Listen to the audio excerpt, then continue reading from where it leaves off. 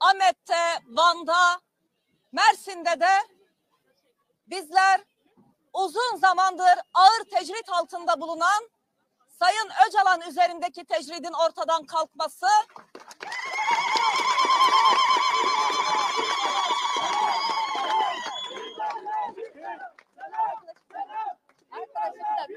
İmralı tecridinin ortadan kalkması ve Sayın Öcalan'ın fiziki özgürlüğüne kavuşması talebinde bulunmak üzere Türkiye'nin dört bir yanında bugün basın açıklamalarımız, yürüyüşlerimiz, eylemlerimiz gerçekleşiyor.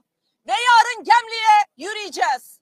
Buradan giden bütün arkadaşlarımızla, değerli halklarımızla, Kürt halkıyla dayanışma içinde bulunan bütün halklarımızla yarın Gemli'ye doğru yürüyüşe geçeceğiz.